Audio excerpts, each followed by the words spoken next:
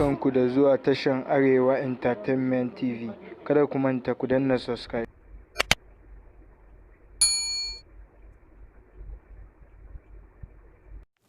Shekau ya saki sabon bidiyo yadda ya nemi 'yan bindiga da su haɗa kai da Boko Haram kamar yadda jaridar Legit Hausa ta wallafa. Haka sannan ku danna ƙararrawa ta yadda da shugaban kungiyar jama'atu ahli sunna lidda a wal jihad wacce aka fi sani da Boko Haram Abubakar Shekau ya saki sabon faifan bidiyo a daren ranar Litinin 15 ga watan Yunin shekarar 2020.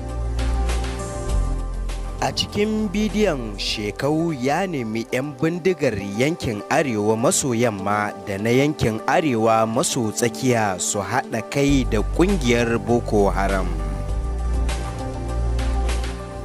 A cewar jaridar Home Angel, a cikin faifan bidiyo mai tsawon minti 13 da daƙiƙa 49, mutane hudu sun yi magana a cikin harshen Turanci, Fulfulde da Hausa da kuma Faransanci domin aika saƙo ga jama'ar jihohin Zamfara da Neja.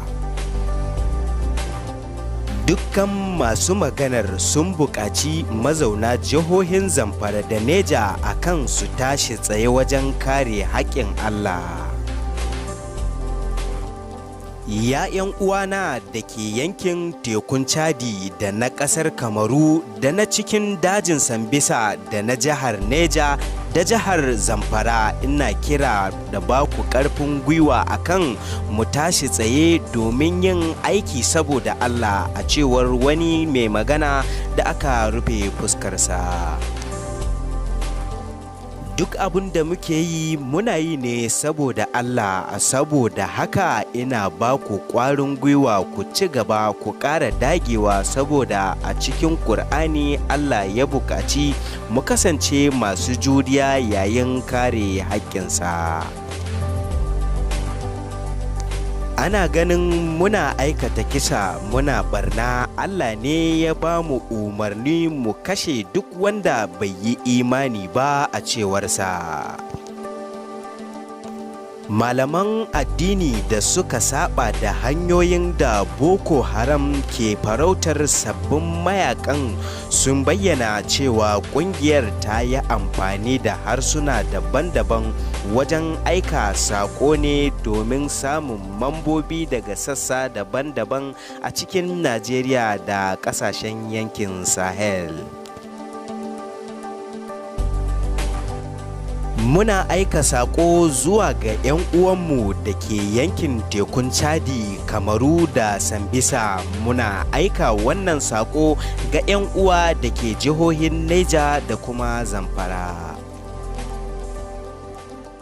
Muna ba ku tabbacin cewa muna nan cikin ƙoshin lafiya, kuma muna fatan kuna nan lafiya. Muna godiya ga Ubangiji da ya ɗora mu akan wannan hanya a wannan lokaci domin kare kalmominsa da kafa shari'arsa. Sako na biyu shine zuwa ga jama'ar Najeriya, Kamaru da sauran sassan duniya. Muna kira da ku zo mu haɗa kai domin kafa shari'a a faɗin duniya. Idan kuka amsa kira, za mu rungume ku hannu bibbiyu bisa tsarin shari'a, sannan za mu bauta wa Allah kamar yadda ya umarce mu, a cewar wani daga cikin masu magana a faifan bidiyon.